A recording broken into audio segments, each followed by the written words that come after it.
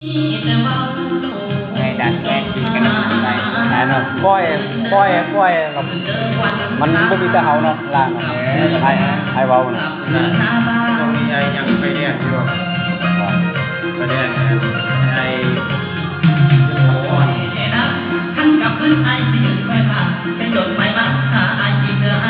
แต่ว่าไอ้แต่ไม่อยากเล่นตามไม่เห็นบ้านที่อยู่เขาที่แต่เขาแบบโอ้ตาบ้านไหน บ้านนั่นเองมาห้างจริงปัญญาห้างนะที่ไปนั่นมันใบอันบ่ทันได้สิแต่ว่าสารสิแต่ว่าเพิ่นก็คันว่าเปลี่ยนเปลี่ยนใจแล้วสิคืนมาหากันก็ได้นะแต่ว่าเฮานี่คันนี้น่ะคือจิบุคือแหละกันเปลี่ยนบุกเปลี่ยนใจของจิบุจิกปัญญาห้างแต่ละเทื่ออันนี้แม่นว่าล่ะแต่ละเทื่อนี่แม่นทางให้กันเซิงมุมในครอบครัวเข้าใจกันอยู่บ่ไปอยู่ใจนี่แม่นอ้ายเป็นนำเอาเด้สิอยู่ไกลอยู่ใส่อ้ายไปนำเอาเหมือนหลายเทื่อล่ะแต่ว่าถึงขั้นว่า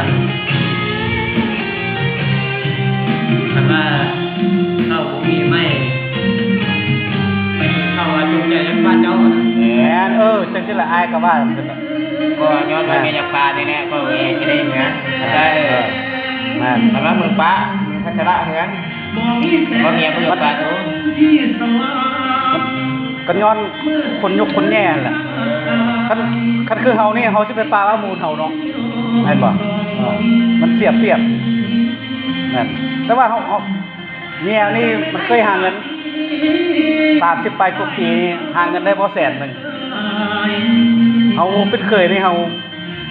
มูลเขาอยู่แต่ว่าเฮามานอนกินนอนหยังล่ะแม่นบ่เสื้อผ้าหน้าแพรเงินสารลันแปลงขนาดนั้นน่ะไอ้น้องแต่ละคนหั่นน่ะคือเฮือนเฮาบ่ซอยเฮาบ่ซอยหมดทุกคนบ่เท่าแม่เท่าแม่นบ่เฮือนเฮาคือว่าลูหลาดินก็ได้ซื้อเอาอีกแม่นบ่บัดนี้ลูกมีการเจ็บเป็นกะลัสเมียลูกอกแล้วผู้หญิงเนี่ยผู้ลูกก็เลยศาลาละเป็นปางนะล่ะเดือนนึงไปห้องหมอนี่เนาะให้เดือนหัวเดือนเลยใส่เลือดต้องเข้าใจเจ้าไปเอาน้ำไม้น้ำน้องเจ้าบ่เอาน้ำเท่าไปเท่าบ่ขนาดตายแล้วครับบ่แม่นผัวนี่หาค่อยนี่ขายมันเลือดอยู่สภากระแดงแม่นอยู่สูญเลือดเจียวอยู่ท่าดำจัดจะทำอินนะงานเป็นกระด้ามันปล่อยแม่ที่อยู่น้ำเขาคุยอยู่น้ำเขาไปนั่นแหละคันบ่พอใจในเรื่องผู้หญิงนี่กูผู้สาวไปกันได้ผู้นี่จะช่วยในที่แดงในเดิมในใจมันนะมันบ่แม่นเขาอ้างมูลอ้างมังนี่แหละมันได้เดิมน้ำไม้น้ำนองมันนี่แหละเดี๋ยวเขาก็บ่แคร์นะกูบ่ได้ตัดแต่เชื่อเด้กูลองตัดมึงกูก็ครอบอายก็ครอบพ่อแม่ทางนั้นเด้ทางประดงเด้ล่ะอายเขาว่าโอ้บ่แคร์เขาจะซื้อรถเขาได้กูเป็นคันคนนั้นนี่นะต้องฝ่ายนะเอาเอง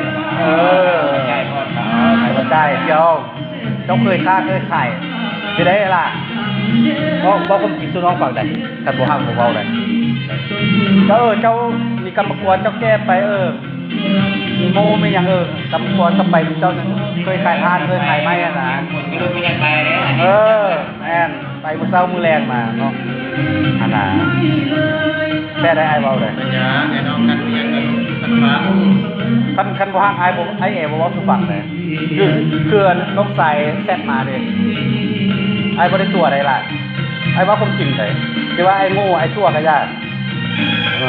แม่นไอ้ว่าความจริง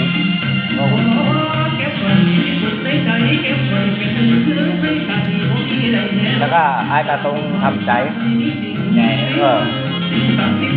น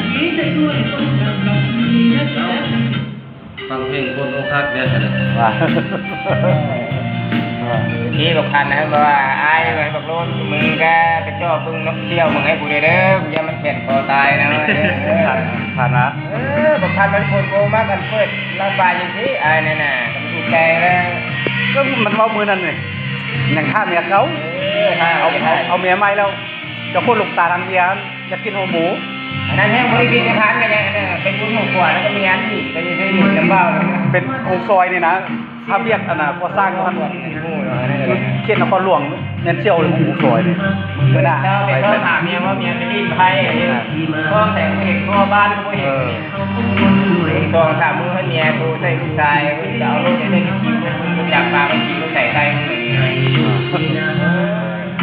ปานกูไปต้อนเอานกเคยใส่ไตเลยเนาะ นี่ให้บ่อยแค่ไหน 11 โมงโทรหา นี่ไปยิงเหมือนกันนี่ไปยิงเหมือนกันว่าเมียนี่ใส่หัวไหล่หัว กิน70 ปลายพลาดเลย ใหญ่ไม่ได้ของมันตะวันนักกินได้แล้วก็ธนาคารนี่เลยธนาคารหัวหน้านี่เลยคันใช้ไปแล้วเช่นนี้มันที่มีเงินเป็นปลูกว่าปีเดียวแล้ว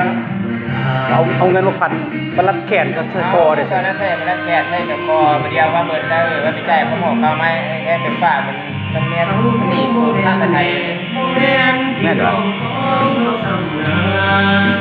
ถ้าไปไทยก็ว่าปี ซื้อสาขาซีนแล้วส่งนั่นน่ะ นี่ก็จะขายเรื่องมือแรงนี่แล้วมีแต่ไอติมดังไปเนี่ยจะปีก็เลย ไอ้ครับส่งไอ้ก็อย่างมีมาเนาะซอยกิน หัวดี